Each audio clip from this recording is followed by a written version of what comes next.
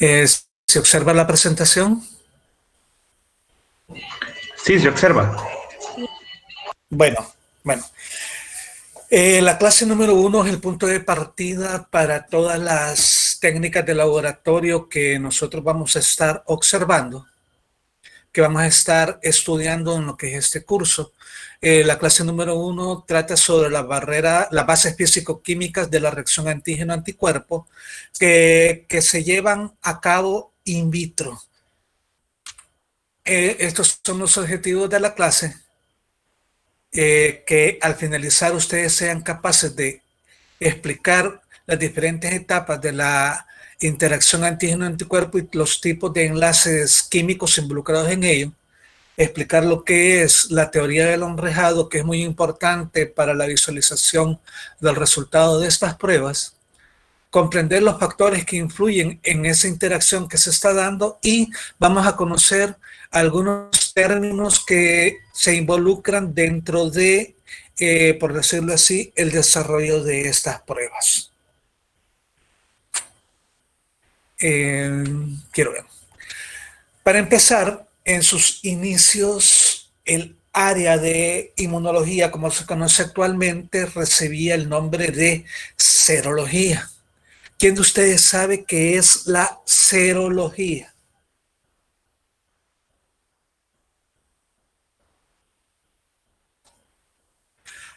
¿A qué creen que se refiere cuando yo digo la palabra serología? La serología se dedica al estudio de los anticuerpos.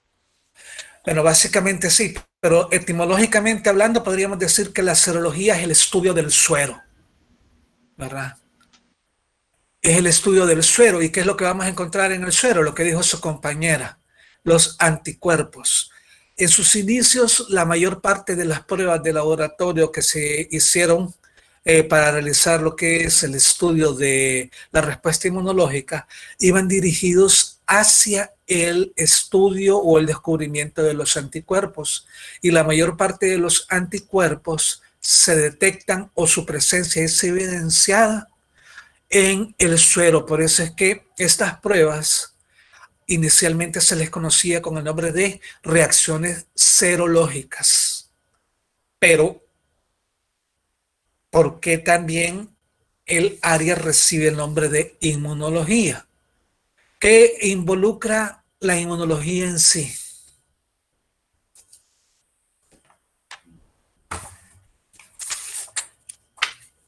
¿Qué estudia la inmunología?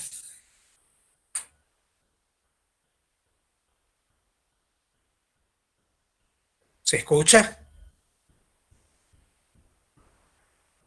¿Aló?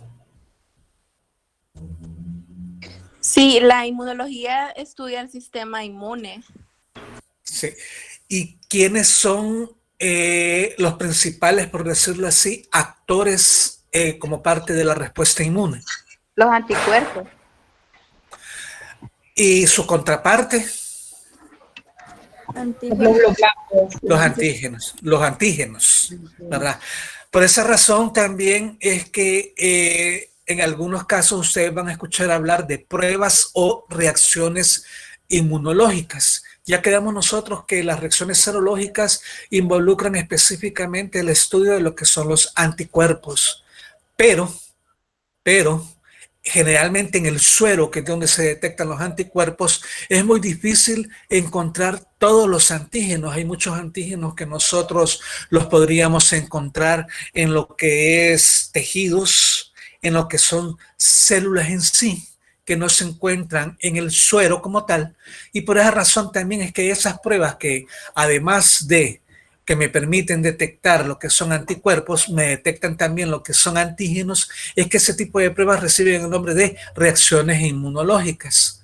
Cuando ustedes escuchen hablar de los inmunoreactantes en una reacción inmunológica o serológica, ahí me estoy refiriendo yo a los antígenos y los anticuerpos que pueden ser detectados con una prueba de laboratorio, ¿verdad? Con una prueba de laboratorio se detectan los inmunoreactantes y ustedes van a ver más adelante que en algunas pruebas se dice inmunoreactante conocido, inmunoreactante investigado. Generalmente, el inmunoreactante conocido es el que lleva el reactivo que se emplea en las pruebas de laboratorio. Y el inmunoreactante investigado es el que, por ende, se investiga en la muestra clínica del paciente, que puede ser suero, puede ser plasma o incluso puede llegar a ser lo que son tejidos. ¿Vamos bien hasta aquí?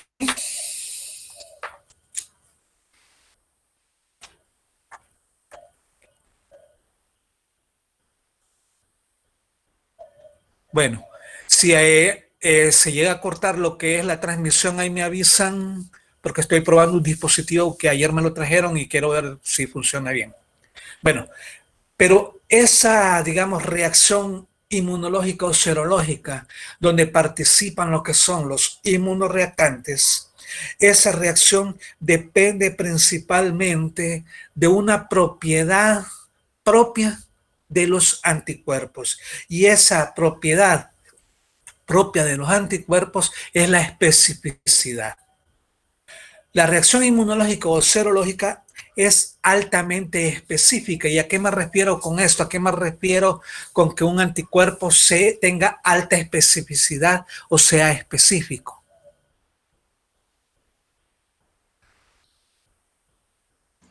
Que solo con ese antígeno se va a unir. Que ese anticuerpo que fue fabricado ya sea por el sistema inmune o fue fabricado in vitro, solo es capaz de unirse básicamente al antígeno que le dio origen.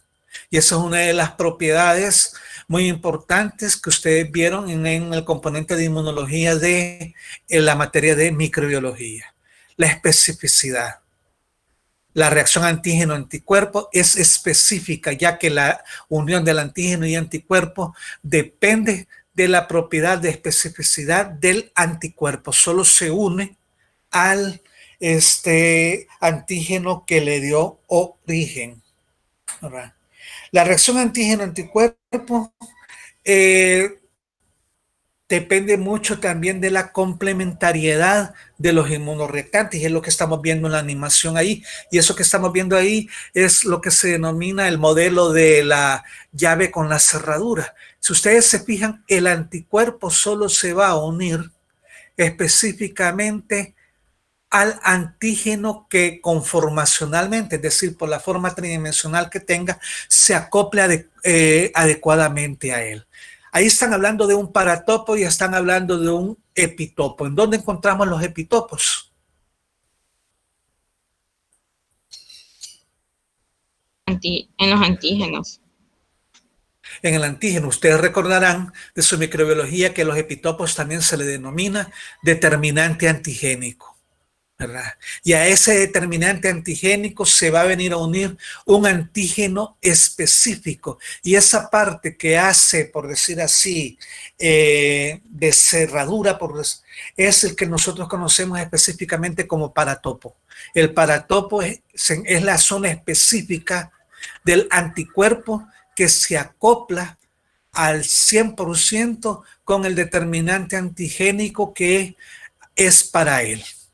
Esa reacción antígeno-anticuerpo, ya llevamos dos características, presenta especificidad y complementariedad. Fíjense bien la complementariedad en ese esquema que tenemos ahí.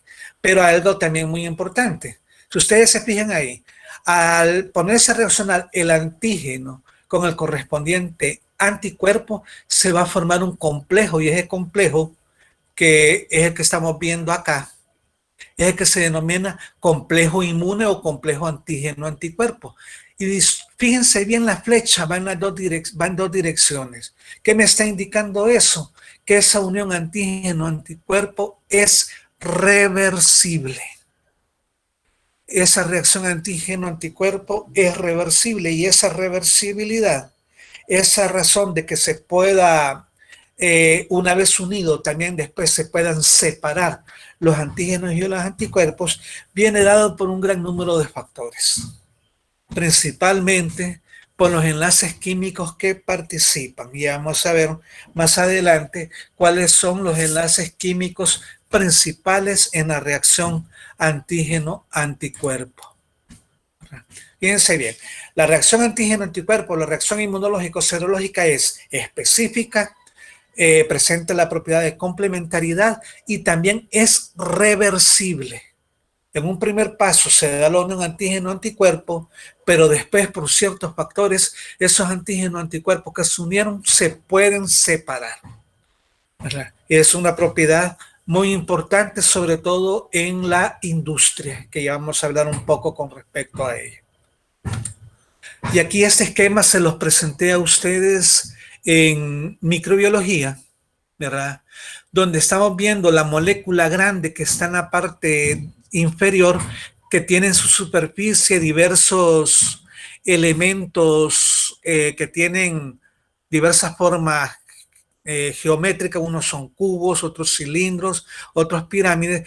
Cada uno de ellos me está representando un epitopo o determinante antigénico que están en la superficie de una célula o de un antígeno en sí. Si ustedes recordarán, en microbiología les mencioné que el antígeno como tal, los anticuerpos no reaccionan en sí con toda la molécula antigénica, sino que van a reaccionar con puntos específicos de esa molécula, y esos puntos específicos a los cuales se llega a unir lo que es el anticuerpo son los que se denominan epitopos determinantes antigénicos. Y veamos los anticuerpos que están ahí esquematizados como que fueran moléculas en forma de letra Y mayúscula. Si se fijan, cada molécula de anticuerpo, su extremo de cada uno de los brazos tiene una forma específica, y esa forma específica está dada para venirse a unir a un determinante antigénico en particular, para formar su propia modelo de llave con cerradura, ¿verdad? O sea que básicamente los anticuerpos se van a formar contra los diferentes tipos de determinantes antigénicos, pero ¿qué tipo de anticuerpo va a predominar? Va a predominar aquel anticuerpo que ha sido formado o sido fabricado principalmente para aquellos epitopos o determinantes antigénicos que en su debido momento en microbiología les mencioné yo que se llaman determinantes antigénicos o epitopos inmunodominantes. Aquellos que se encuentran en mayor proporción, aquellos que se encuentran en la mayor parte de más en la superficie, o que se encuentran, por decirlo así, en más grande tamaño. Para esa unión siempre va a ser específica, pero los anticuerpos se van a formar principalmente contra aquel epitopo que predomine. Esa reacción serológica o inmunológica, aquí lo vamos a hablar indistintamente, esa unión antígeno-anticuerpo que nosotros vamos a estar verificando se da básicamente en dos etapas.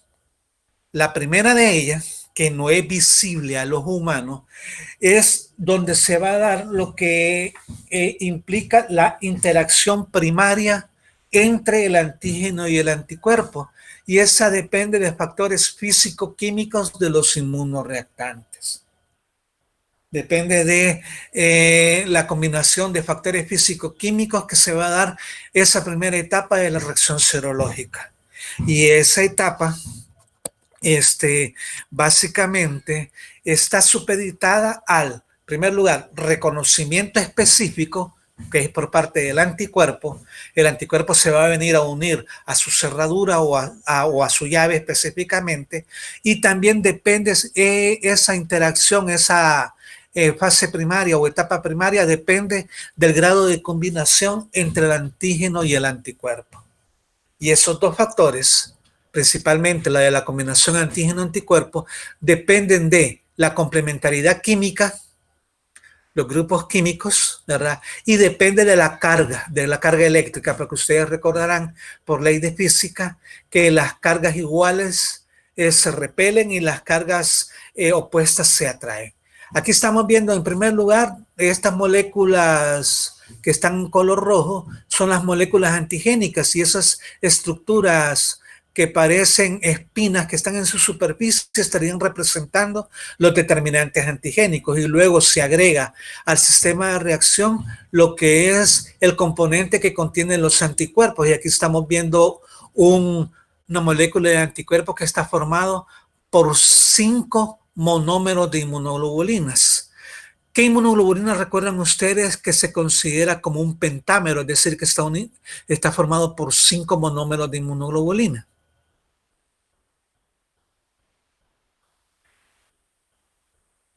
¿Qué tipo de inmunoglobulina sería esta que está formada por 5 unidades de inmunoglobulina? IgM. Es la IgM, correcto. Y ya van a ver ustedes que muchas veces, dependiendo del anticuerpo que se emplea en las reacciones o en las pruebas de laboratorio, así va a ser el principio de la prueba también. Y una vez se da en la primera fase de la primera etapa, que se va a dar el reconocimiento, y una vez se comienzan a mezclar tanto el antígeno como el anticuerpo, se va a dar la combinación de ambos inmunoreactantes, se van a comenzar a formar verdaderas redes, un verdadero enrejado, por decirlo así, de la reacción antígeno-anticuerpo. Pero esta primera etapa, donde se va a estar dando el reconocimiento y la combinación específica de los inmunoreactantes, esa etapa, como ya les mencioné, generalmente no es visible a los humanos. Ya vamos a ver en qué casos sí es visible. Y como les mencionaba, en la interacción antígeno-anticuerpo intervienen diversas fuerzas o enlaces químicos que por lo general son enlaces químicos no covalentes de baja energía, es decir, son enlaces químicos débiles. Y esa es la razón por la cual la reacción antígeno-anticuerpo es reversible.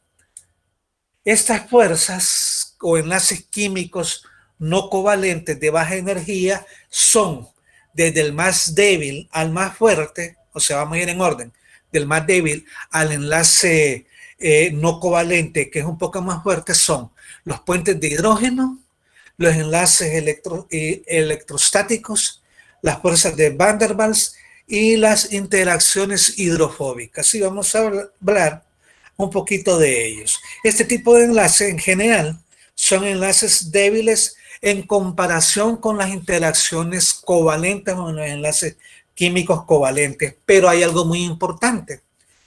Estos tipos de enlaces no covalentes tienen carácter cooperativo, es decir, se van a ir ayudando unos con otros y de ese modo la existencia de múltiples enlaces o interacciones débiles van a generar una considerable energía de enlace, es decir, la unión antígeno-anticuerpo, aunque es reversible, es una unión antígeno-anticuerpo estable siempre y cuando no se cambien las condiciones en las cuales se dio la unión antígeno-anticuerpo.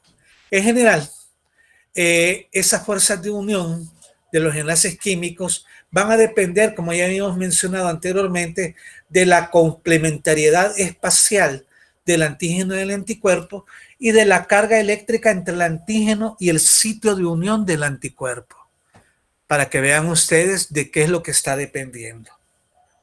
Y en conjunto, la suma de todas las fuerzas de atracción que se están dando en esta primera etapa de la reacción antígeno-anticuerpo, y también se dan fuerzas de repulsión implicadas en esa reacción, van a ser las responsables de la fuerza intrínseca de unión antígeno-anticuerpo. Van a ser responsables de que se formen esos, por decirlo así, conglomerados o complejos antígeno-anticuerpos que al final o a la larga pueden ser visibles a los humanos. Los puentes de hidrógeno, que son los enlaces no covalentes más débiles que se ven involucrados en este tipo de reacción, se deben a la formación de puentes de hidrógeno, como su nombre lo dice y lo estamos viendo acá, de puentes de hidrógeno con átomos apropiados. ¿Y qué átomos apropiados son los que vemos aquí en esta imagen? Átomos de oxígeno y átomos de nitrógeno. Se forman puentes de hidrógeno entre esos dos átomos y comienza a formarse, por decirlo así, la unión de más puentes. Estos iones de hidrógenos compartidos entre distintos grupos crean cargas parciales opuestas. Cuando se da esa reacción o se están formando esos puentes de hidrógeno, se crean cargas parciales opuestas. ¿Y qué habíamos mencionado nosotros con las cargas que son opuestas? Al ser opuestas, se van a atraer los inmunoreactantes, se van a unir, ¿verdad? Se van a unir. Luego tenemos lo que son las fuerzas o los enlaces electrostáticos. Estos se deben a la atracción de grupos con carga opuesta. Y aquí estamos viendo nosotros un grupo con carga positiva, que es un grupo amino, y un grupo con carga negativa, que es un grupo carboxilo. Al ponerse en contacto estos dos grupos de cargas opuestas, ¿qué va a ocurrir? ¿Qué ocurre en este caso?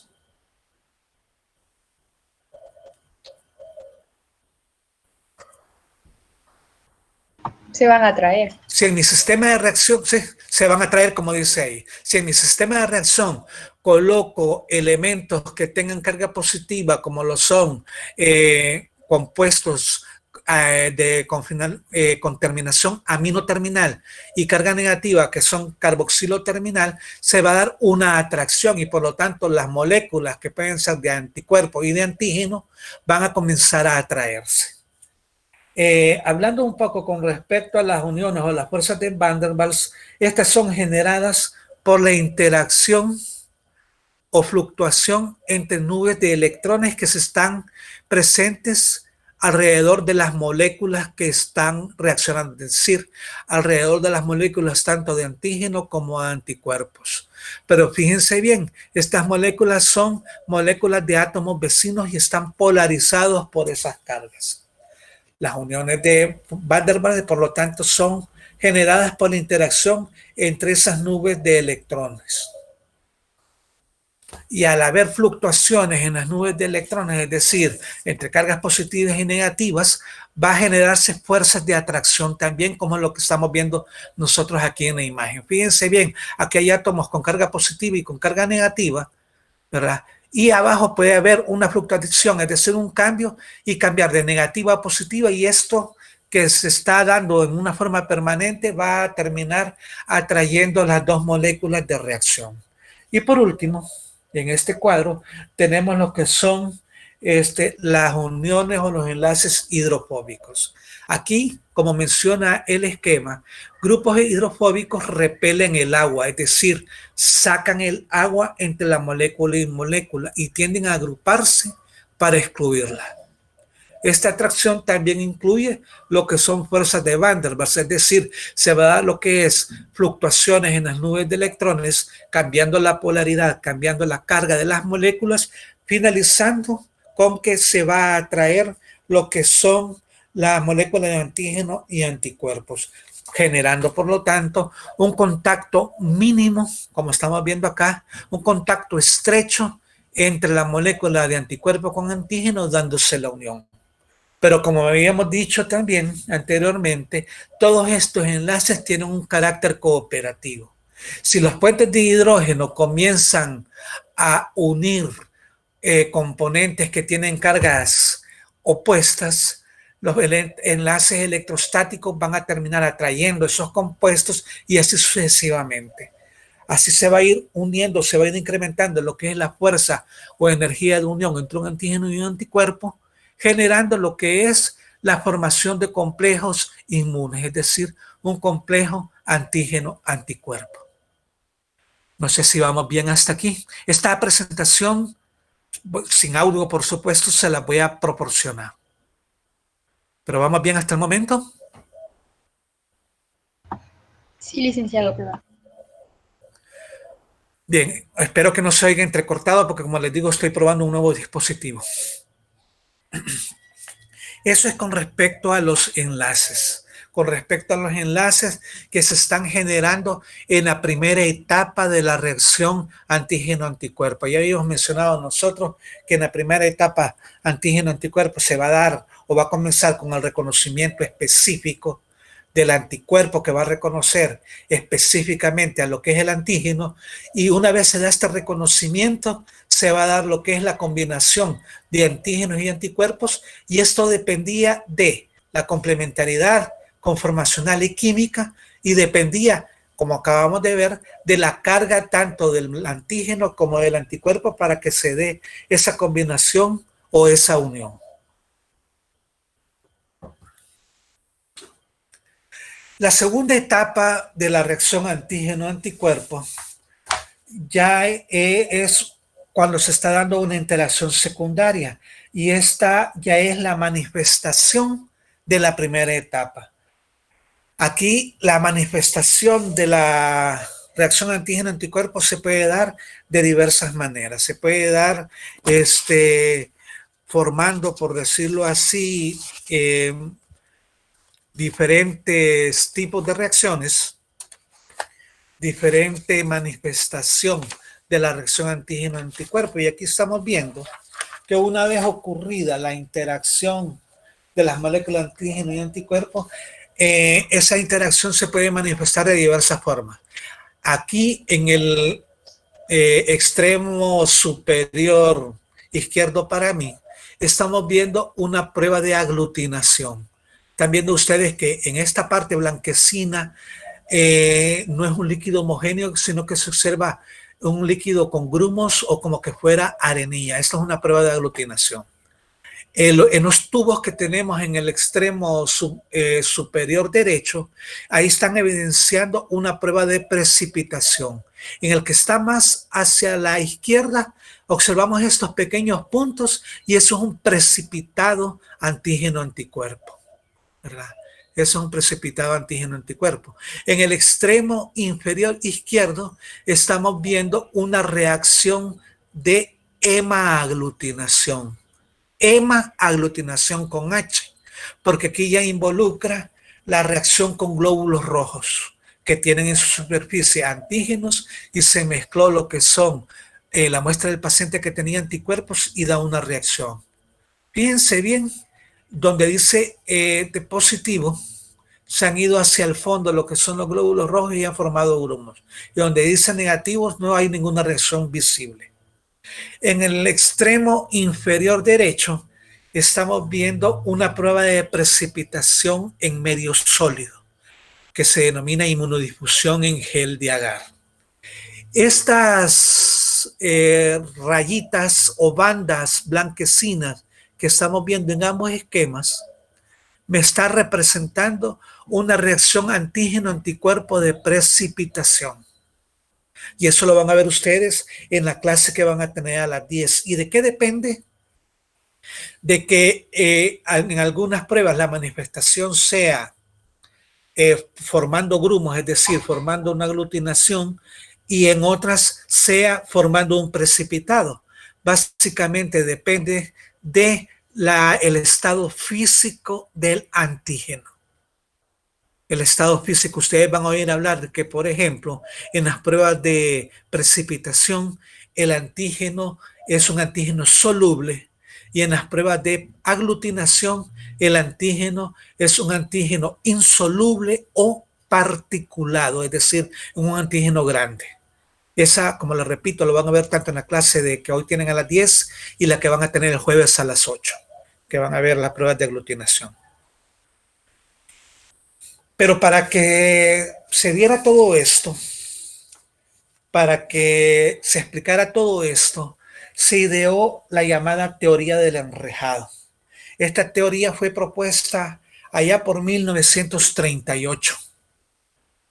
Quizás muchos de nuestros abuelos sí habían nacido, incluso quizás eran nuestros bisabuelos los que estaban en esa época. Fue enunciado o propuesta por Marrak en 1938 y desarrollado por otros investigadores. ¿Y en qué se fundamenta la teoría del enrejado para explicar por decirlo así, la reacción antígeno-anticuerpo? ¿En qué se fundamenta? Y si me permiten que tengo que mover la computadora. ¿En qué se fundamenta? Se fundamenta básicamente en la multivalencia del antígeno y la bivalencia del anticuerpo. Dependiendo de la multivalencia que presente el antígeno y la bivalencia del anticuerpo, así se va a ir formando la red que me va a permitir observar la reacción antígeno-anticuerpo en la segunda etapa. Pero ¿a qué se refiere lo de la multivalencia y bivalencia? ¿A qué me refiero cuando digo que, por ejemplo, el anticuerpo es bivalente? Me refiero a esto, y esto lo tenemos en los esquemas, siempre como que fuera la letra Y. Eso es la molécula de anticuerpo. Si ustedes se fijan, esta molécula individual de anticuerpo, el antígeno se va a venir a unir a este brazo de la Y, y por lo tanto este anticuerpo, ¿cuántos sitios de unión tiene para un antígeno? El que estoy señalando. 2. Tiene 2. Por lo tanto, para la teoría del enrejado, el anticuerpo tiene que ser por lo menos bivalente, es decir, tiene que tener por lo menos 2 sitios de unión para el antígeno. Y el antígeno tiene que ser multivalente, es decir, tiene que tener o presentar o poseer múltiples sitios de unión. Múltiples sitios de unión para que lo capturen lo que son los anticuerpos. ¿Y qué explica la teoría del enrejado?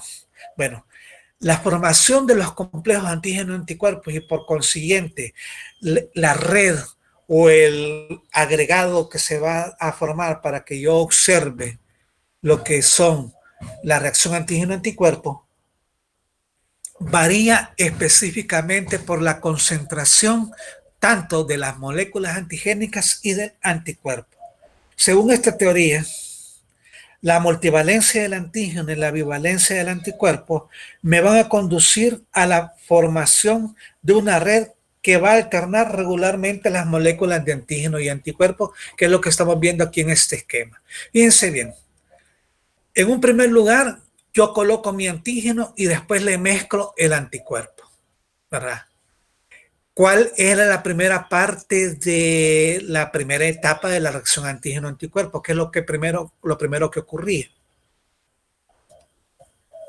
Las interacciones físico-químicas. Correcto. Y para que se haga interacción físico-química, el anticuerpo primero tiene que reconocer al antígeno, ¿verdad? Y una vez reconocido el antígeno, se tiene que dar la combinación. Una vez está dando esto, y aquí estamos viendo esto, estamos viendo el esquema, comienza el anticuerpo a unirse a su molécula antigénica, pero en esta parte, en la parte superior, ¿qué ocurriría? Fíjense bien, aquí en la curva que tenemos aquí a mano derecha, que es la curva de precipitina que ustedes van a escuchar hablar en la siguiente clase. Cuando hay un exceso de anticuerpos, que es la primera etapa que estamos viendo acá de la curva, estos anticuerpos van a poder capturar fácilmente al antígeno. Pero ¿qué va a ocurrir? Los complejos antígenos y anticuerpos quedan libres. ¿Por qué razón? Porque rápidamente se agotaron o se acabaron los antígenos, fueron rápidamente capturados por las moléculas antigénicas y no dio lugar a la formación de un enrejado o una red, ¿verdad? Porque la cantidad o la concentración de antígeno era bien mínima y había más anticuerpos. Pero ¿qué ocurre cuando existe una relación de equivalencia? Es decir, que existe suficientes moléculas antigénicas para que sean captadas o capturadas por los anticuerpos. Se van a ir interaccionando en esta forma, como nosotros vemos acá, una molécula de anticuerpo, fíjense bien, puede capturar, y aquí estamos viendo, a 2 moléculas antigénicas diferentes, y así se van a ir uniendo más anticuerpos y van a ir capturando más moléculas antigénicas, y este entramado o puntos como que van formando una rama, me va a dar lugar a un producto ramificado mucho más grande. Y ese producto ramificado mucho más grande que se va a ir formando progresivamente, va a ir aumentando de volumen. Y ese aumento de volumen me va a permitir a mí poder observar lo que es la reacción antígeno-anticuerpo a simple vista. Fíjense bien cómo se va formando. Primero vino un anticuerpo, agarró un antígeno. Luego este mismo antígeno fue agarrado por otro anticuerpo y este segundo anticuerpo agarró otro antígeno y vino un tercero y así sucesivamente. Como que fueron formando una cadena. y una cadena tridimensional. Al irse formando esta cadena tridimensional, cuando existen equivalencia de inmunoreactantes, se va a ir formando lo que es una red de complejos antígeno-anticuerpos que me va a mí permitir ver lo que son reacciones de precipitación o reacciones de aglutinación u otro tipo de reacción antígeno-anticuerpo, así a simple vista. Y esto solo se puede observar cuando la concentración antígeno y anticuerpo está en equivalencia. Pero ¿qué ocurre cuando existe un exceso de antígeno? Cuando existe un exceso de antígeno, y es la parte que tenemos acá, vean ustedes, cada antígeno por separado se va a venir a unir a un punto, a uno de los puntos de unión del anticuerpo. Y por lo tanto, no se va a formar ese entramado celular, no se va a formar esa cadena, y por lo tanto la reacción antígeno-anticuerpo va a ser mucho más débil y va a llegar un momento en que no logramos verla.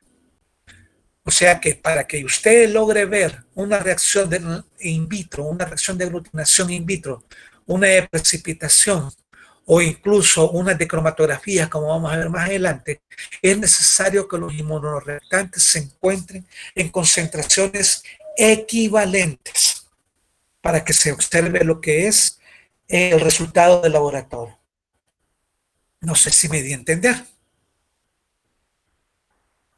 Yo creo que viendo la curva, fíjense bien, en esta parte central, y yo estoy observando de color morado, yo observo primero celeste, que es la zona donde está el exceso de anticuerpos, luego la zona morada dice equivalencia y la zona rosada dice exceso de antígeno.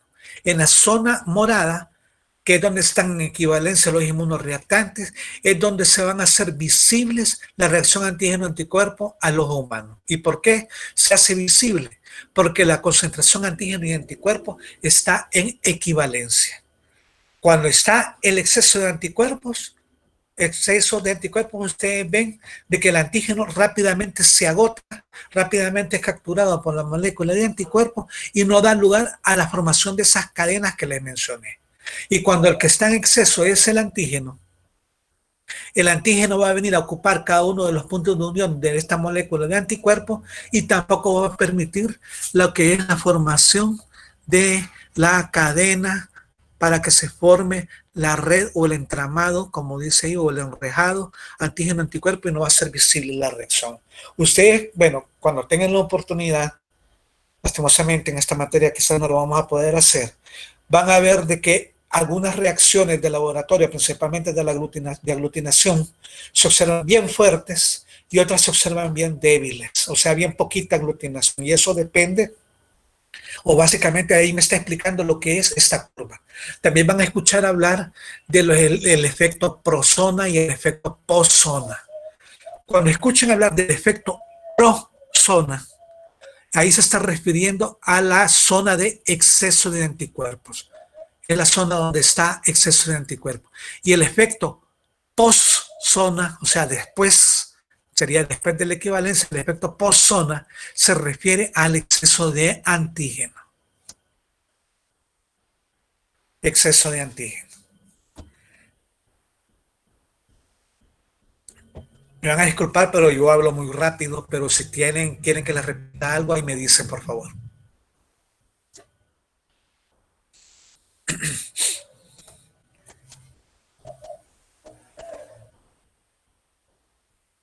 Bueno, seguimos entonces. Todo esto,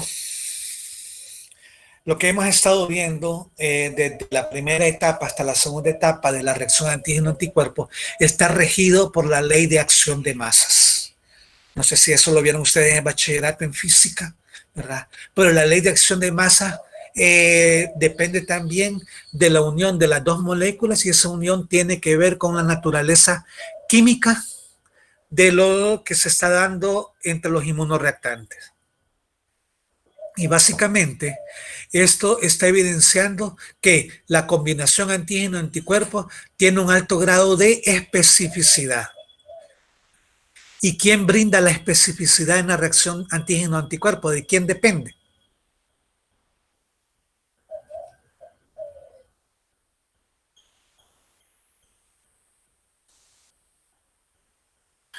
Del anticuerpo, Lick. Correcto, del anticuerpo, ¿verdad? El anticuerpo es el altamente específico. Si ya el anticuerpo, su especificidad es baja, va a dar una situación que ya vamos a ver más adelante. O sea que para que se dé una combinación adecuada antígeno-anticuerpo, para que se den buenos resultados de prueba, en primer lugar, el anticuerpo tiene que tener un alto grado de especificidad. Y ya vimos nosotros, en resumen, que la unión antígeno-anticuerpo depende de varios factores como lo son la complementariedad química, ¿verdad? La conformación tridimensional de las moléculas, y es lo que vimos en el modelo de la llave con la cerradura. También depende de la carga de sus elementos. Vimos nosotros que las cargas opuestas se atraen, del grado de adaptación de los componentes también, y también depende de la fuerza y estabilidad de los enlaces que los unen. Y de todos los enlaces no covalentes que nosotros vimos anteriormente, en la reacción antígeno-anticuerpo, los que se encuentran o participan en mayor porcentaje son los enlaces o las fuerzas electrostáticas. Y ya vimos nosotros también de que aunque son enlaces que que se unen todos y que, como dicen ahí, la unión hace la fuerza, son enlaces reversibles. Y vamos a ver más adelante qué hace que una unión antígeno-anticuerpo se revierta. La interacción de la interacción antígeno-anticuerpo, como acabamos de mencionar, depende de lo que es la ley de acción de masa, en la cual al ponerse a reaccionar el antígeno con el anticuerpo se va a formar lo que es un complejo antígeno-anticuerpo, pero vimos nosotros que tenemos una flecha en dos sentidos, donde el K1 me está representando a lo que es la fuerza de asociación o unión, y K2 o sub 2, porque tendría que ser sub 2, me está representando la fuerza de disociación, ¿verdad? O de, por decir así, de ruptura de los enlaces. Y esa interacción antígeno-anticuerpo, ¿en qué caso, en qué momento me va a mí a ser reversible, o bajo qué circunstancias va a ser reversible? Si yo cambio el pH, de mi sistema de reacción, porque estamos hablando de la reacción antígeno-anticuerpo in vitro, si yo cambio el pH del medio en el que estoy haciendo la prueba, el antígeno y el anticuerpo se va a separar. También esa unión antígeno-anticuerpo depende, como ya hemos visto, de la concentración de las moléculas de antígeno y de anticuerpos también. Si no existe una zona de equivalencia, sino que hay un exceso, ya sea de uno u otro inmunoreactante, la unión va a ser una unión bien débil y fácilmente se van a separar. También depende de la temperatura. Si yo llevo mi sistema de reacción a una temperatura de 60 grados centígrados, mi complejo antígeno-anticuerpo se va a separar. Se van a disociar. Se va a separar lo que yo en un primer momento uní u observé que estaba unido. ¿Y qué otro factor? Hay otro factor que me hizo falta ahí. La concentración o presencia de electrolitos. Ese es otro factor del cual depende que mi unión antígeno-anticuerpo sea reversible. O sea que son 4 factores: el pH, la temperatura, la concentración de inmunoreactantes y la presencia de electrolitos.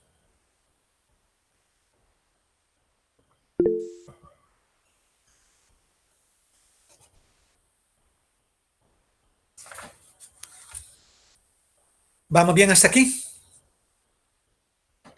Lick, una pregunta, Sí. K1 me dijo que ¿qué significaba?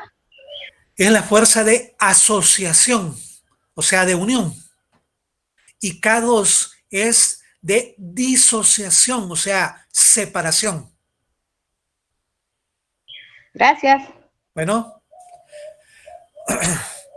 pero ya todo esto, digamos, ya se dio la primera etapa, se reconoció el anticuerpo reconoció su antígeno, se combinaron y se evidenció la reacción antígeno y anticuerpo. Pero todo eso está regido por ciertas propiedades. Y esas propiedades tienen que ver con todos los factores que ya hemos hablado. Ustedes van a escuchar hablar, por ejemplo, de afinidad. Afinidad. Así en un ejemplo diario, por decirle algo, ¿a qué creen ustedes que se refiere la afinidad? No hagan caso de lo que está escrito ahí. ¿A qué creen que se refiere la afinidad?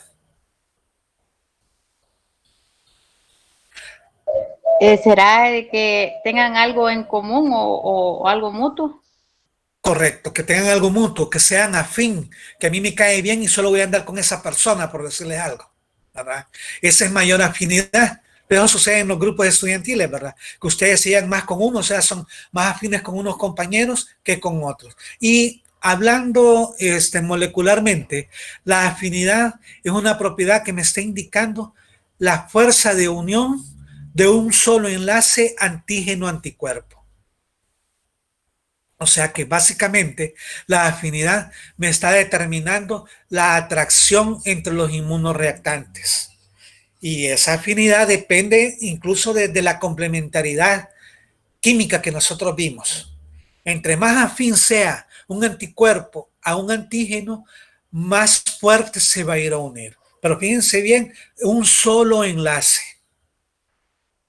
Y es lo que estamos viendo en la animación que tenemos ahí. Como son afines, están hasta como abrazados, ¿verdad? Pero esa unión depende de todos los factores que ya mencionamos anteriormente. Depende del pH, depende de los electrolitos, de la complementariedad química, de la especificidad, etc. Pero vamos a ver otro factor, otra propiedad, la avidez. La avidez no es nada más que la medida de la fuerza total de la interacción antígeno-anticuerpo. O sea que aquí ya no me está midiendo nada más un solo enlace, ¿verdad? La avidez es una medida de la fuerza de unión y también me permite establecer, para la redundancia, la estabilidad del complejo antígeno-anticuerpo. Y por eso es muy importante que el antígeno sea multivalente y de preferencia el anticuerpo sea multivalente. La mayoría de los anticuerpos que nosotros conocemos son bivalentes porque tienen dos puntos de unión. Pero, ¿qué anticuerpos recuerdan ustedes que tienen más de dos sitios de unión?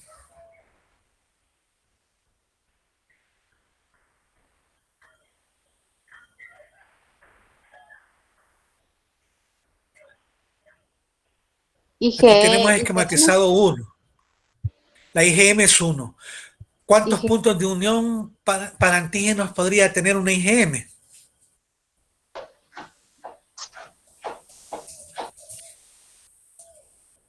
Nosotros vimos anteriormente que los puntos de unión para el antígeno son este y este, ¿verdad? 10. Y la IgM, ¿cuántos? 10.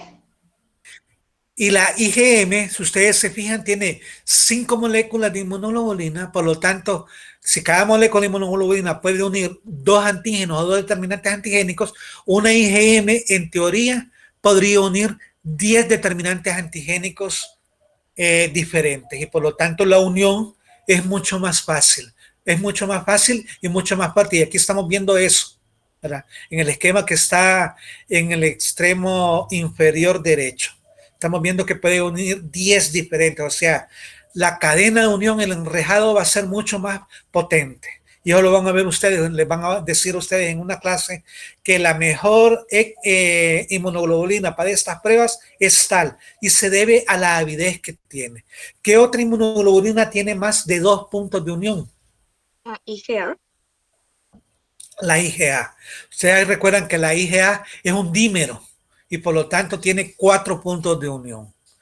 También podríamos nosotros mencionar que la avidez no es nada más que que nos está implicando que la fuerza de unión es mayor que la suma de las afinidades de cada uno de los puntos de unión. Porque ya vimos nosotros que la afinidad se refiere nada más a un enlace. La avidez es a la fuerza total de todos los enlaces, es decir, de todo lo que he puesto yo a reaccionar, ¿verdad? La afinidad aquí en este caso podría ser solo esta fuerza de unión que estoy señalando acá, pero la avidez me está representando a todas estas fuerzas de unión que están por estas por estas 7 inmunoglobulinas, o sea, estas 7 IgM. La afinidad sería nada más por una, por decirles algo, pero la avidez sería la suma de todas las afinidades. Pero es muy importante que cuando ustedes escuchen hablar de que hay mayor avidez, ya saben ustedes que se está refiriendo a la fuerza de unión de todas las afinidades existentes. Y si dicen mayor afinidad, se está refiriendo nada más a un enlace de unión. Como les repito, esto se lo voy a dar ahí y, ojo también, si tienen alguna duda, bueno, ya les mencioné yo de que voy a estar conectado generalmente los lunes de 4:30 a 5:30 y los miércoles también de 4:30 a 5:30 en Meet para cualquier duda que tengan para sesiones de grupo o controles o incluso para clases, ¿verdad? Salvo que yo no pueda, porque tengo que ir al seguro un día de esos, creo que tengo que ir al seguro, yo les dejaré dicho que tal día no puedo, pero de lo contrario, los lunes y miércoles voy a estar conectado a Meet por cualquier duda. Bueno, seguimos, porque ya a las 10 tenemos otra clase y quiero ver qué está, todavía falta. ¿Qué más podríamos mencionar? Bueno, ya vimos todo esto, ya vimos las etapas, los factores, ya vimos lo de la afinidad y la avidez. Pero vamos a explicar de forma individual qué factores influyen en las reacciones serológicas o inmunológicas, porque las vamos a tratar indistintamente. Generalmente el término inmunológico como que incluye también en las reacciones serológicas. Bueno, el primer factor que influye en una reacción serológica, y eso lo vimos nosotros ya, porque depende de ello la reversibilidad de la reacción, es la presencia de electrolitos. La presencia de electrolitos, perdón, ¿para qué me sirven? Los electrolitos van a permitir que se mantengan solubles los anticuerpos, mantienen la solubilidad de los anticuerpos, es decir, no permita que estos se vayan uniendo unos a otros y así sean menos efectivos en la reacción, sino que permiten que estén solubles, y al momento de ponerlo a reaccionar con el antígeno estén libres para poder unir y que puedan formar lo que son los inmunocomplejos. Son muy necesarios para que se formen los inmunocomplejos. ¿Qué ejemplos de soluciones o de sustancias les puedo presentar que se utilizan en las reacciones serológicas y que son fuentes de electrolitos? El principal ejemplo es el cloruro de sodio al 0.85% o 0.9% también. Ese cloruro de sodio al 0.85% o 0.9% es el que nosotros conocemos como solución salina fisiológica o solución salina normal. Quiero ver, de momento todavía estoy revisando lo que es el manual de las prácticas de laboratorio, porque me acordé que tenía que corregir unas cositas por ahí, unos detalles de puntos, y les voy a subir para que vean ustedes las prácticas que se desarrollan normalmente en esta materia. ¿Y para qué se las voy a subir? Para que tengan también los fundamentos y procedimientos de laboratorio. Y ahí van a ver ustedes de que dentro de los procedimientos de laboratorio hay unos en los cuales se utiliza mucho lo que es la solución salina fisiológica. Y básicamente es porque le proporciona los electrolitos al sistema de reacción. Pero también mencionan otros, mencionan las soluciones buffer a una concentración de 1.5 moles por litro. Y estas dos soluciones, que son las principales fuentes de electrolitos, son muy importantes para, ya mencioné, mantener la solubilidad del anticuerpo y que así se puedan formar fácilmente lo que son los inmunocomplejos. Si yo empleo una solución salina más concentrada, es decir, no la tengo al 0.85 o 0.9%, sino que la tengo al 1%, ese exceso de electrolito me va a modificar el equilibrio de los complejos inmunes. Es decir, se pueden formar los complejos inmunes, pero esa unión es una unión bien débil y que cualquier factor, incluso la agitación, que yo agite el tubo o la lámina donde estoy haciendo la prueba, esa agitación va a permitir que mis complejos inmunes se deshagan, ¿verdad? Y probablemente no me permitan dar un adecuado reporte de laboratorio. Por eso es muy importante ver las indicaciones de cada una de las técnicas para saber qué tipo de decirlo así, de soluciones o sustancias se pueden emplear al momento de realizar una prueba de laboratorio. ¿Qué otro factor? Bueno, el pH. Ya vimos nosotros también que el pH es importante para la disociación de los complejos antígeno-anticuerpos, pero por lo general, los sistemas serológicos, es decir, de pruebas serológicas, se realizan en un pH neutro, por lo general, pero puede oscilar entre 5 y 9 sin que haya cambios notables, a menos que el antígeno sea inestable a un pH diferente al pH neutro. O sea que aquí básicamente el que es más importante con respecto a las condiciones de pH es el antígeno. El anticuerpo no se mira muy afectado. El antígeno sí, y es básicamente por la naturaleza química de él, que puede ser una proteína pura o una proteína combinada.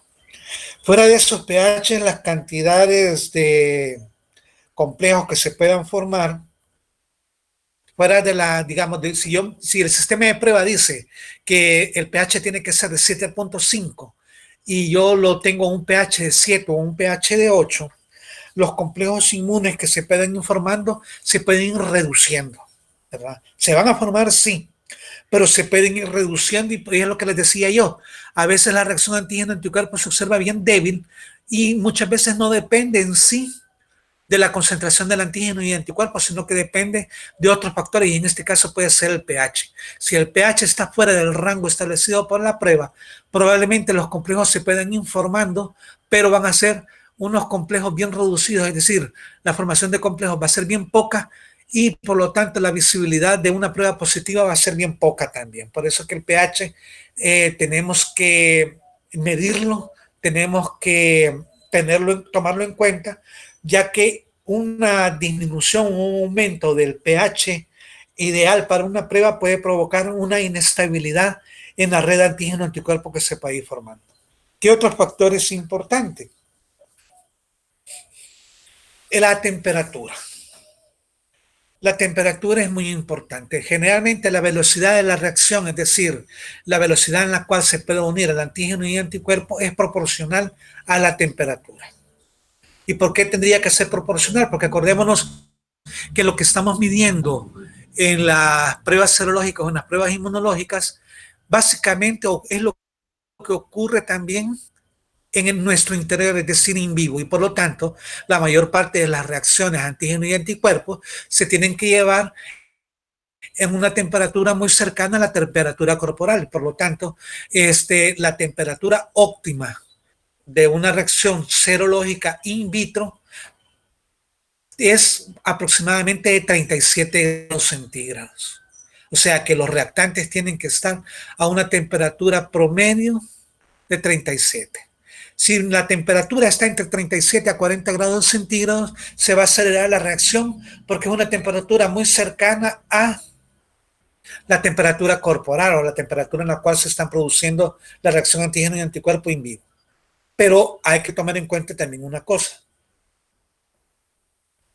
Hay cierto tipo de anticuerpos que se conocen con el nombre de aglutininas frías y se le llaman aglutininas porque reaccionan dando una prueba de aglutinación y son frías porque reaccionan mucho mejor a temperaturas bajas.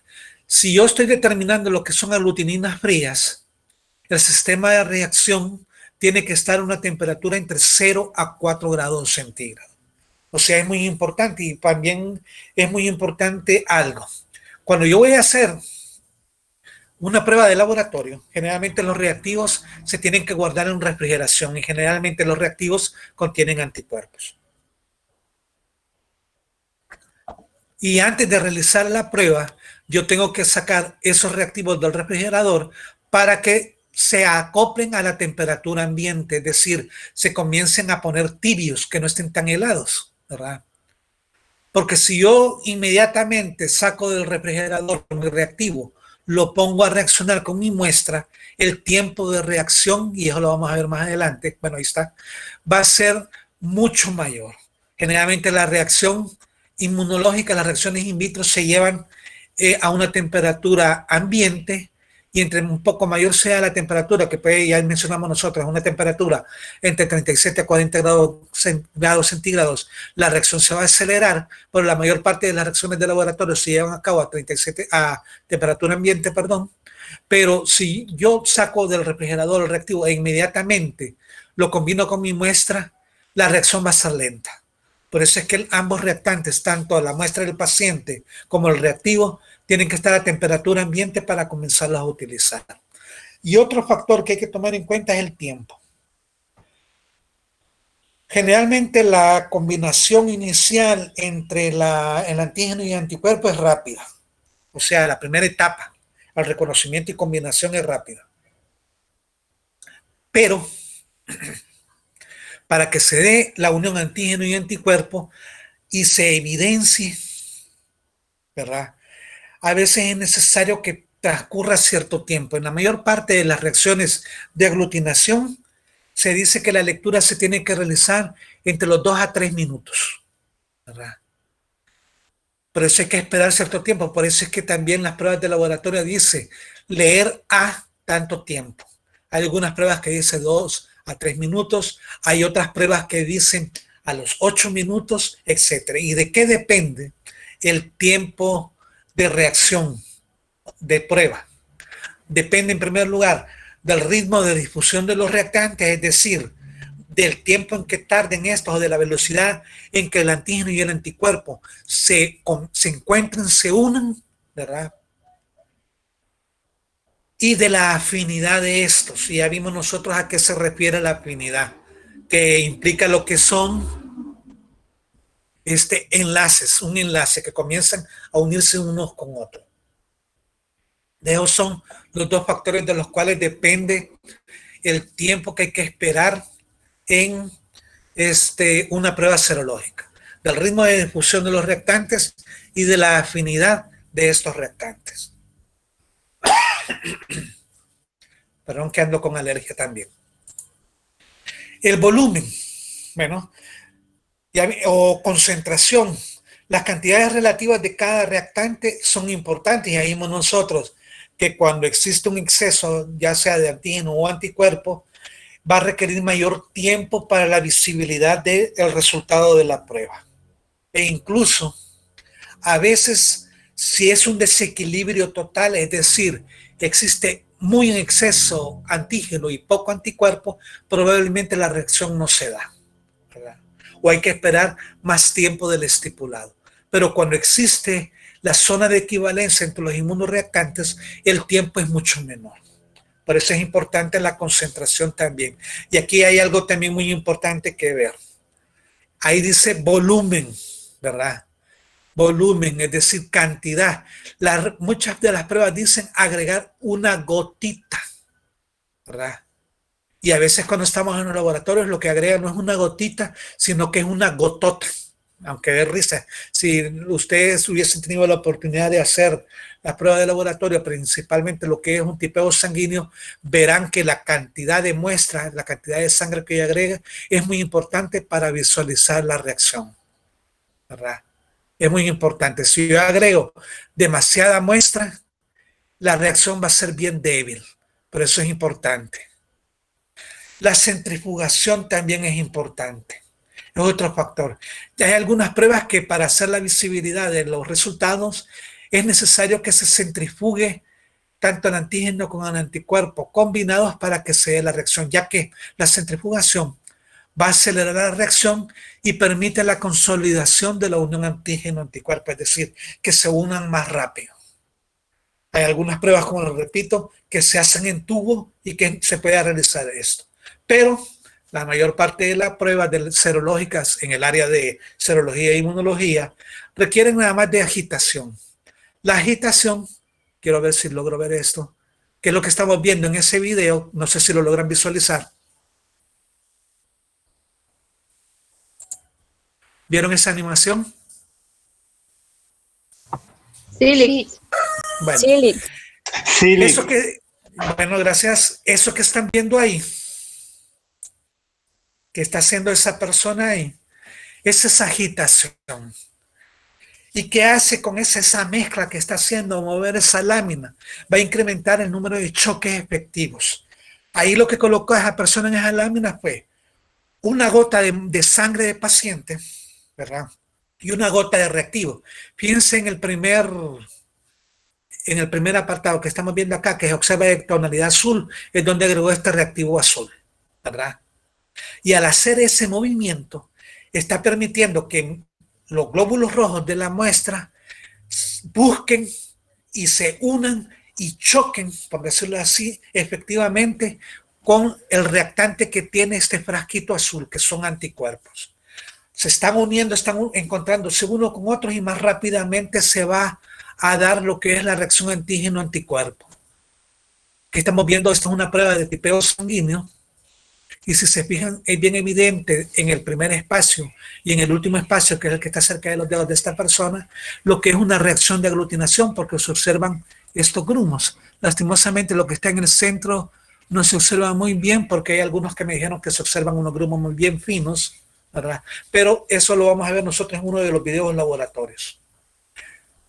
Y ojo acá, ¿qué error creen ustedes que cometió esta persona en esa animación? No tiene guantes. Correcto. Perdón, no tiene guantes. Y eso es una norma de bioseguridad porque está mezclando lo que es sangre de paciente. Puede ser su propia sangre, pero imaginen que fuera de alguien desconocido, no tiene guantes y probablemente, si ustedes se fijan donde están cerca de los dedos, yo no sé si al final esta gota de sangre le topó al dedo, ¿verdad? Ahí probablemente ya se contaminó. Y sobre todo en los laboratorios tenemos que velar por lo que es la bioseguridad. Y el último factor que tenemos acá en esta diapositiva es la carga eléctrica. Ya vimos nosotros de que la carga eléctrica es muy importante porque las cargas opuestas se atraen. Aunque hay algunos autores que ya no le están dando tanta importancia a lo que es la carga eléctrica, ¿verdad? Pero estamos viendo nosotros de que es, por decirlo así, importante para la unión de los enlaces, ¿verdad? Son mucho más importantes los primeros. La carga eléctrica es importante para la primera etapa, ¿verdad? Pero vean ustedes que son múltiples factores que intervienen en una reacción antígeno-anticuerpo. Son varios factores, ¿verdad? Son varios factores. Vamos a ver qué más tengo por aquí. Bueno,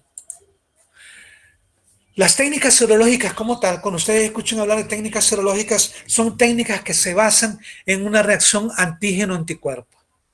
Y hasta tienen múltiples aplicaciones y me permiten detectar y cuantificar ya sea antígeno o anticuerpos. Si me detecta antígenos, generalmente se dice que es una prueba inmunológica, y si me detecta exclusivamente anticuerpos, se dice que es una prueba serológica.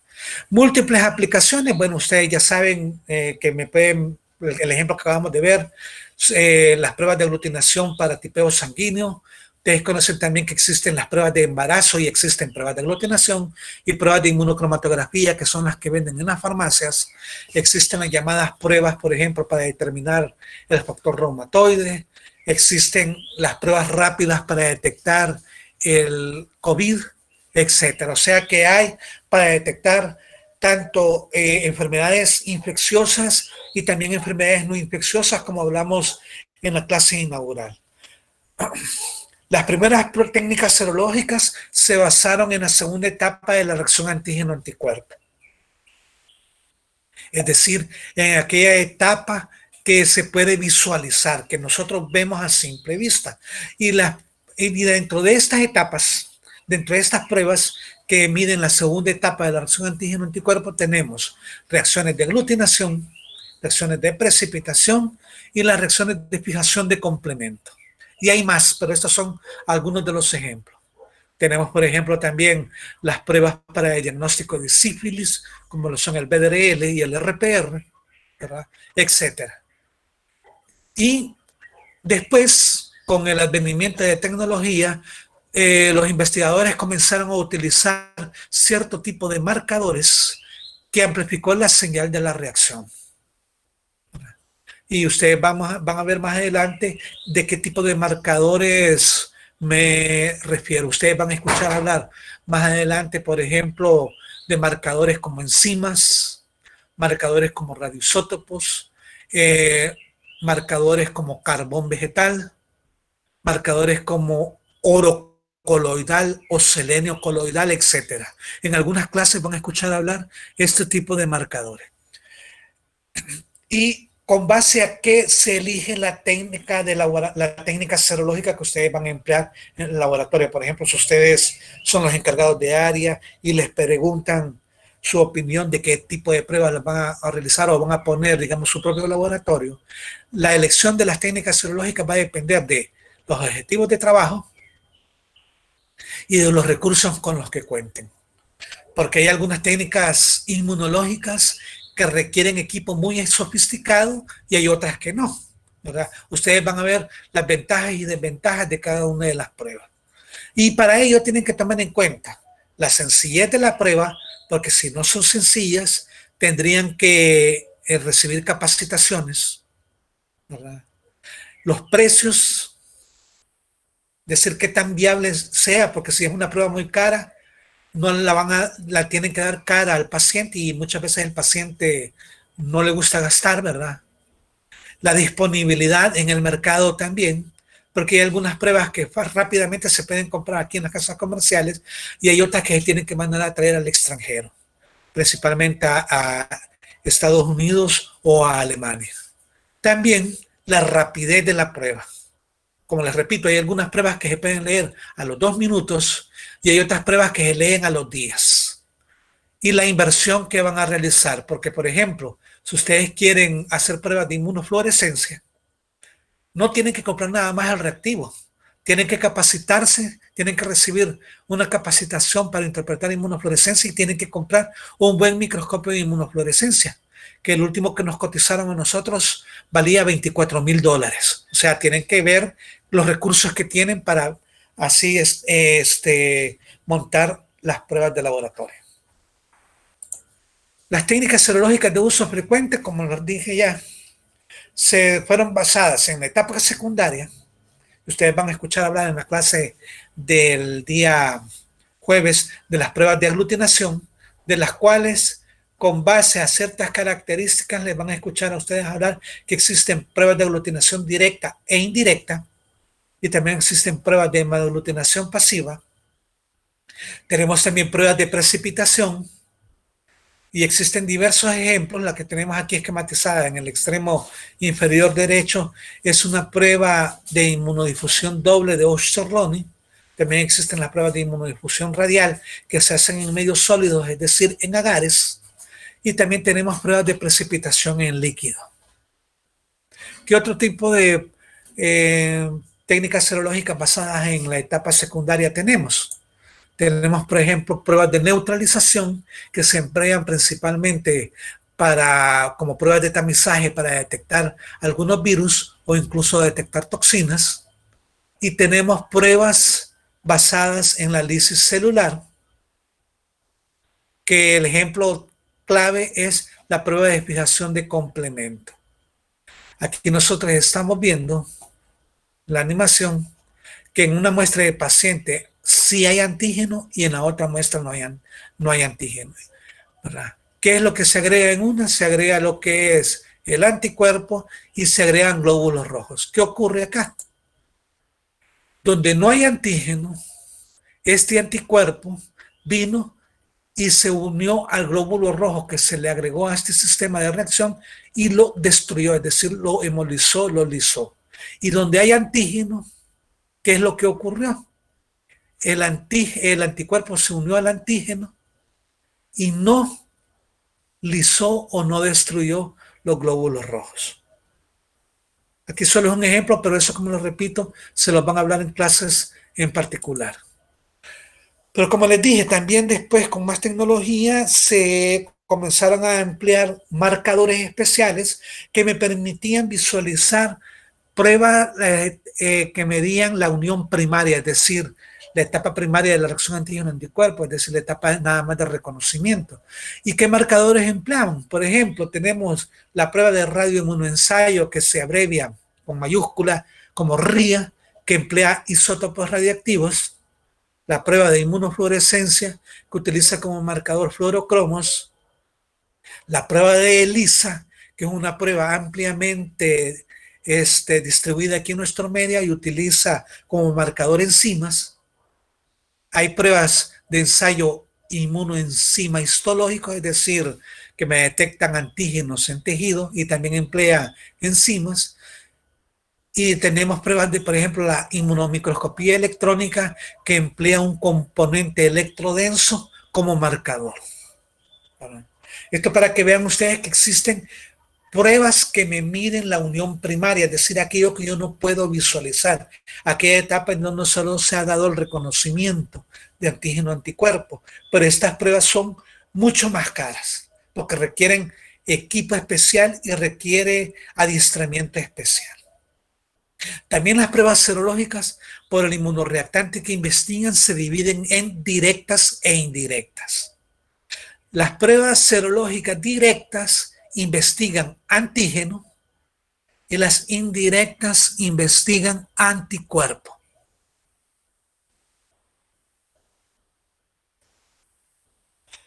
La directa antígeno y las indirectas investigan anticuerpos. Lo que les quede claro, porque más adelante en algunos temas les van a decir, ¿y esta es una prueba directa o es una prueba indirecta? O sea, les van a explicar y ustedes ya saben, si les dicen que es directa, que investigue, si es indirecta, qué es lo que va a investigar. Y aquí que teníamos como último objetivo de la clase esto, que conociéramos algunos términos. El término de sensibilidad. La sensibilidad de una prueba serológica no es nada más que la capacidad de la prueba para identificar pequeñas cantidades de anticuerpos específicos o antígenos. Es decir, que me detecta la cantidad que me puede detectar, lo mínimo que me puede detectar en una muestra de paciente. Pero quedémonos primero con eso. Por ejemplo, la prueba de aglutinación para que me detecte antígeno o anticuerpo tiene que tener por lo menos 0.05 miligramos de inmunoreactante por decilitro de muestra. La prueba de neutralización viral, fíjense bien, es mucho más sensible. ¿Por qué razón? Porque para dar positiva, miren la cantidad que tiene que tener de antígeno o de anticuerpo. Tiene que tener 0.00005 miligramos por decilitro de muestra. En cambio, la prueba de precipitación es menos sensible si la comparo con la aglutinación, porque para dar positivo tiene que tener 30 miligramos de inmunoreactante por decilitro de muestra. La inhibición de la hemaglutinación es mucho más sensible que la aglutinación en sí, porque me detecta 0.005 miligramos por decilitro de muestra. Y la prueba de ELISA, a excepción de la de neutralización viral, es mucho más sensible que las mencioné, porque vean lo que puede detectar: 0.0005 miligramos de inmunoreactante por decilitro de muestra. O sea, aquella prueba que es mucho más sensible si me detecta una pequeñísima cantidad de inmunoreactante. Si yo les pregunto, por ejemplo, aquí, de estas pruebas, ¿cuál es la menos sensible de estas que están en esta diapositiva? ¿Cuál me dirían? ¿Cuál es la menos sensible? La precipitación. La precipitación, correcto. Pero también hay otra cosa. Las pruebas serológicas son sensibles, y aquí hablando en términos epidemiológicos, una prueba serológica es altamente en la sensibilidad. Si hablamos en términos epidemiológicos, también se refiere a la habilidad que tiene una prueba de detectar individuos enfermos, es decir, los verdaderos positivos. Si yo les pregunto, epidemiológicamente hablando, ¿a qué se refiere la sensibilidad de una prueba? Se refiere a la habilidad que tiene la prueba de detectar individuos enfermos o la habilidad que tiene una prueba de detectarme los verdaderos positivos. Eso es como términos epidemiológicos. Se los digo porque cuando lleven investigación, la sensibilidad la tratan en este término. La especificidad. Y eso ya lo vimos al inicio. La especificidad es la capacidad de la prueba para detectar solo anticuerpos específicos, o que tiene para detectar solo el serotipo o los epítopos para los cuales está diseñado la prueba. Si un antígeno reacciona solo con un antígeno, perdón, si un anticuerpo reacciona solo con un antígeno, es muy específico. Acordemos que la especificidad de un anticuerpo se refiere básicamente a la propiedad que tiene de reconocer y unirse solo al antígeno para el cual fue fabricado o para el cual fue formado, ¿verdad? Pero a veces, si ustedes recuerdan, creo que en la tercera o cuarta diapositiva vimos nosotros que en la superficie de una célula existen diferentes determinantes antigénicos y esos determinantes antigénicos se pueden compartir. Probablemente puede haber un anticuerpo que pueda reaccionar con varios antígenos o con varios determinantes antigénicos de diferentes antígenos. ¿Y a qué me conduce a eso? A que ese anticuerpo tiene una especificidad baja. A esa especificidad baja se le conoce también como reactividad cruzada. Es decir, el antígeno va a reconocer o va a reaccionar con epítopes o determinantes antigénicos de diferentes antígenos. O sea, no va a reaccionar solo con el que fue formado, sino que dice, este parece también y aquí me voy a unir también. La reactividad cruzada está muy presente también y muchas veces depende de cómo fue producido lo que es mi anticuerpo. Si ustedes ya vieron los temas de sesión de grupo y de controles de lectura, verán que el uno de cada uno dice anticuerpos policlonales y anticuerpos monoclonales. Los más específicos son los monoclonales. Y ahí vamos a retomar nuevamente lo de reactividad cruzada. También con respecto a las pruebas podemos hablar de exactitud. ¿A qué se refiere la exactitud en las pruebas de laboratorio? La exactitud no es nada más que el grado de correspondencia entre el valor que yo obtengo con la prueba, con cierto método, y el valor real o estándar aceptado. Y es lo que estamos nosotros viendo aquí en este tiro al blanco, que la exactitud sería el punto central, que sería en este caso el valor de referencia aceptado o el valor real de mi prueba. ¿Y de qué factores va a depender la exactitud de la prueba? Depende del principio de reacción, de la muestra, es decir, de las condiciones de muestra. Acuérdense que muchas veces se dice que el paciente tiene que llegar en ayunas, porque a veces el suero lipémico afecta lo que es la exactitud de las pruebas. El suero no tiene que ser lipémico, porque todo eso también puede afectar. También la reacción cruzada, es decir, aquí también la exactitud depende de la especificidad del anticuerpo y también de los errores sistemáticos que nosotros podamos cometer. Y vamos a ver a qué me refiero con error sistemático. Pero aquí tengan presente que la exactitud estaría representado como el blanco, el punto central de este tiro al blanco. La precisión. ¿A qué me refiero con la precisión? Me refiero al grado en que pueden reproducirse los resultados obtenidos. Es decir, que independientemente del número de veces que yo haga la misma prueba con la misma muestra, me tiene que dar el mismo resultado. Si me da el mismo resultado, yo estoy siendo bien preciso. Y aquí tenemos nosotros todos estos ejemplos, ¿verdad? Por ejemplo, vemos el que está hacia... Aquí vamos a nombrar de 1 a 4 de izquierda a derecha. En el esquema 1 estoy hablando de alta precisión, pero de baja exactitud.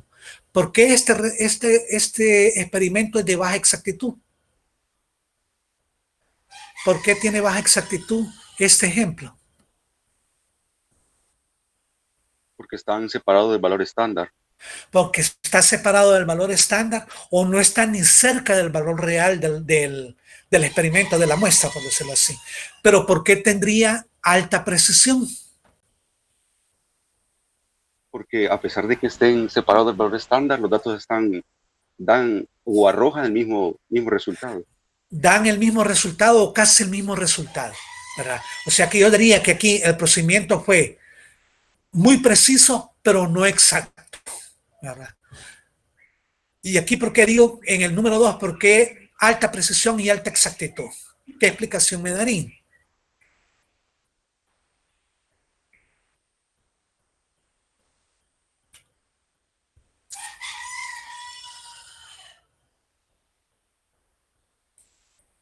En ese caso, licenciado, pues Sí, los datos que dio están en el valor estándar.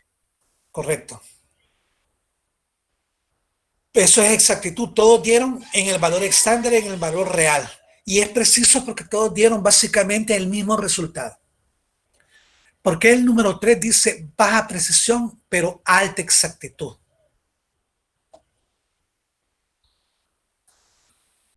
Porque si bien todos andan en los mismos valores, pero no todos están en el mismo rango, pero no todos dieron el mismo valor. Correcto. Son como dispersos. Sí, fíjense bien, todos están muy próximos al valor real. Pero se dice que, bueno, la exactitud está buena, podría decirlo. Pero no son precisos porque, por ejemplo, uno me dio 80, otro me dio 90, otro me dio 95, uno me dio 78, pero todos están dentro del rango aceptable, pero no dieron el mismo resultado. ¿Y por qué el número 4 su exactitud es baja y su precisión es baja?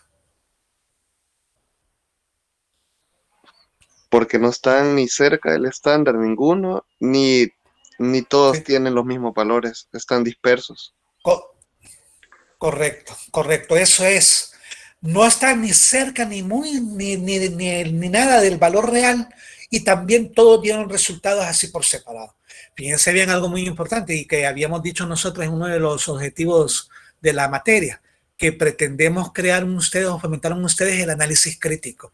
Yo en el examen les podría poner cualquiera de estos esquemas y decir que me expliquen la exactitud y precisión de eso. O sea, presten atención en ello, por favor.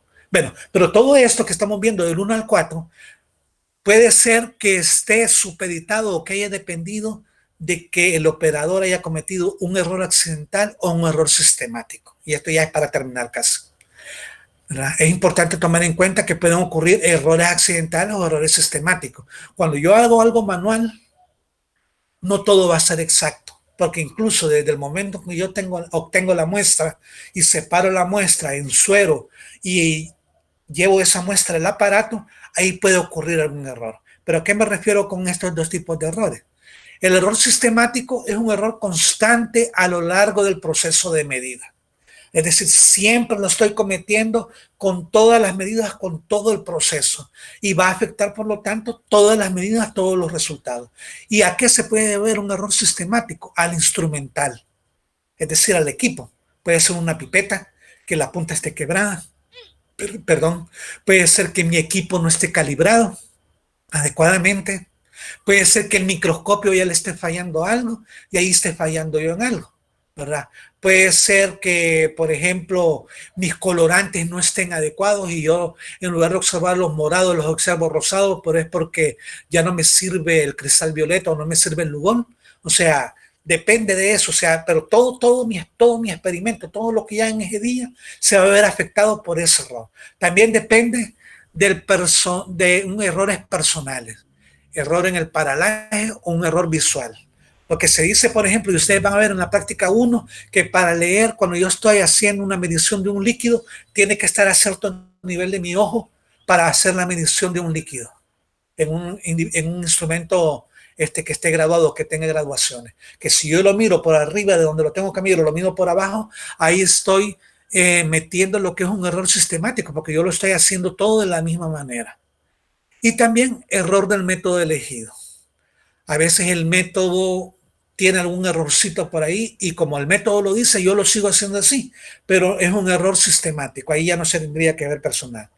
Y el error accidental se puede deber a pequeñas variaciones durante observaciones sucesivas.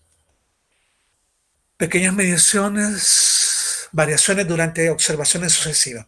Aquí es el mismo observador y las mismas condiciones. Perdón, permítanme. El mismo observador y las mismas condiciones, pero que yo no lo mido igual. Y ahí estamos viendo un ejemplo. Yo estoy midiendo la temperatura de algo en un termómetro y yo marco 22.35 y realmente cuando lo transcribo no es 22.35 sino que es 22.36, ¿verdad? Y luego la siguiente medición la mido y le pongo 22.34, pero es la misma medición, es el mismo termómetro y es la misma persona. ¿verdad? O cuando estoy haciendo un recuento de bacterias al microscopio, a veces cuento 3, a veces cuento 4, y es la misma lámina, y es la misma persona y el mismo microscopio, ¿verdad? Pero esos son errores que pueden suceder accidentalmente, o a veces cuando estoy midiendo con una pipeta automática, a veces se me olvida darle el segundo toque a la pipeta automática para vaciarlo, ¿verdad? O cuando lo estoy llenando, le doy hasta el fondo y se va más de la cuenta. O sea, son variaciones que están sucediendo en observaciones sucesivas. Y también tenemos que tomar en cuenta otros dos conceptos. El concepto de repetibilidad, que se refiere a la precisión en serie, es decir, todo es preciso, todo el mismo día que yo estoy haciendo, como lo estoy haciendo, bajo las mismas condiciones, con el mismo procedimiento y en la misma persona, se repiten los resultados, es decir, la exactitud se puede ir repitiendo. Y la reproducibilidad es la medición de la precisión de día a día. Y esto se logra con la experiencia, ¿verdad? Si yo tengo buenas técnicas, hago buenos procedimientos, tengo buenos equipos, tengo buenos reactivos, los resultados van a ser buenos y van a ser reproducibles día a día, ¿verdad? Van a ser precisos día a día. Y eso es muy importante para tomarlo en cuenta también. Y como les repito, eso van a estarlo viendo ustedes a lo largo de todo el curso. No se me vayan a retirar, por favor, porque quiero corroborar lo que es la asistencia final, porque al inicio teníamos 30.